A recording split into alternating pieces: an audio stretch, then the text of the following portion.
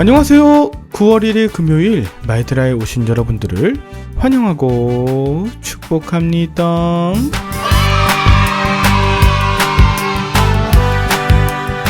어느새 9월의 첫날이 되었습니다. 아침 저녁으로는 제법 쌀쌀해서 창문을 열고 자면 안 될 것 같더라고요. 일교차가 크기 때문에 감기에 조심하셔야 돼요. 요즘에도 코로나가 유행인데 코로나 역시 조심하시길 바래요. 저는 특별히 무더운 여름 8월을 잘 보내게 하신 하나님께 감사드려요. 아내의 배가 계속 뭉치고 조산기가 있어서 긴장하던 8월이었는데요. 11월 20일 예정일까지 하나님께서 잘 지켜주시길, 특별히 9월에도 잘 넘어가길 기도해 주십시오. 모쪼록 감사가 넘치는 9월이 되시길 기도하는 마음 담아 오늘의 마이드라를 힘차게 시작해 보도록 하겠습니다.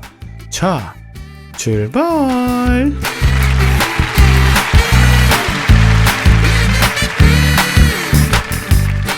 오늘은 고린도후서 2장입니다.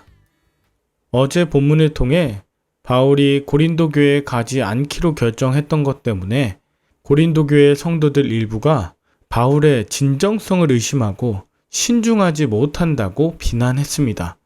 그러나 바울은 하나님을 증인으로 내세울 만큼 자신의 마음은 진심이었고 고린도 성도들의 기쁨이 되고자 했던 그 진정성을 전했습니다.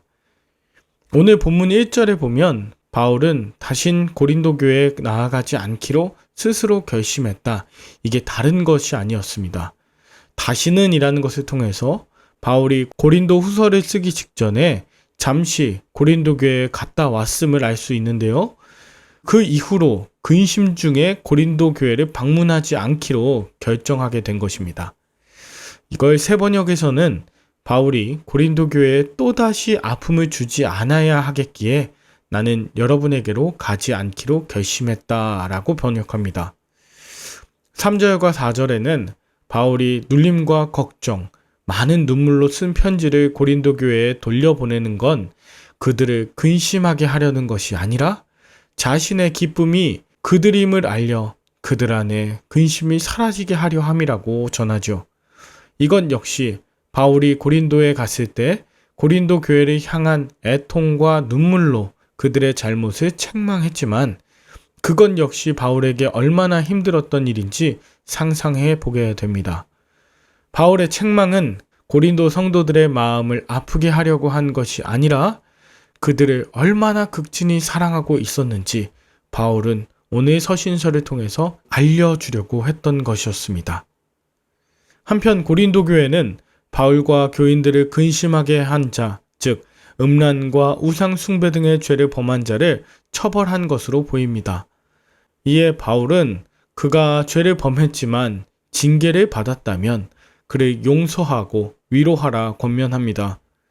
징계를 받고 회개를 했음에도 그를 용서하지도 위로하지도 않는다면 그가 낙심하고 근심에 빠져 신앙의 자리에서 떠날 수도 있기 때문이죠.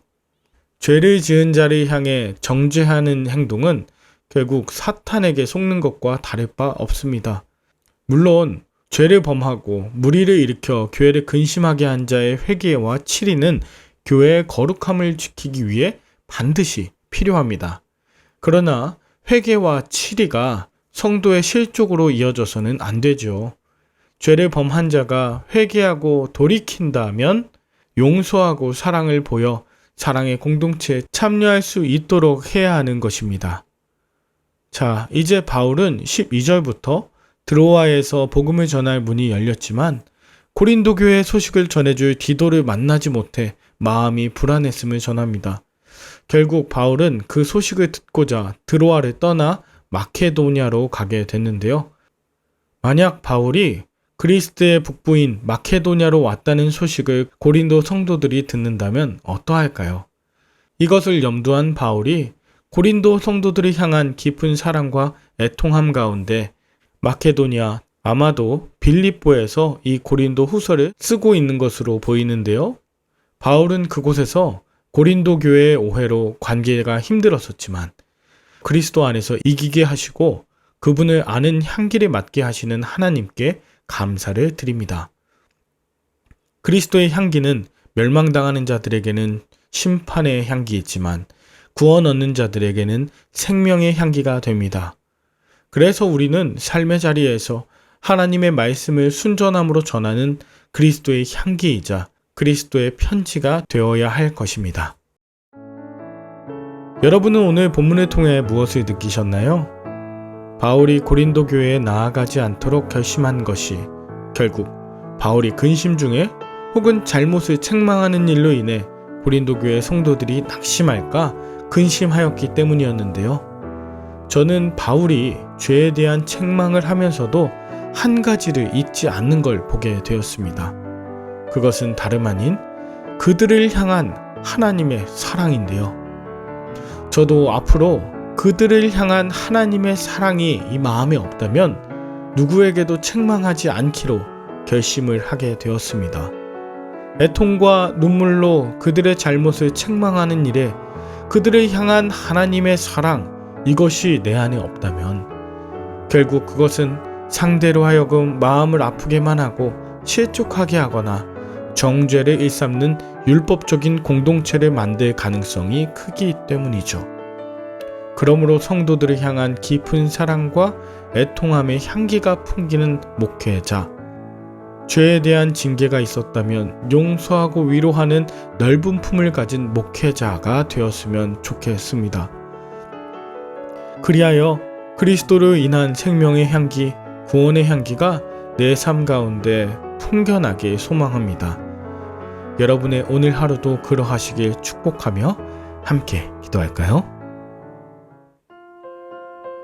하나님 아버지, 내 안에 누군가를 향한 책망이나 비판적인 태도가 있을 때 하나님의 사랑 없이 지적하거나 정죄하지 않게 하여 주옵소서. 저와 공동체에 근심하게 하는 자가 있을지라도 그가 하나님 앞에 회개했다면 정죄함을 멈추고 용서하고 위로하며 사랑을 나타나게 하여 주시옵소서.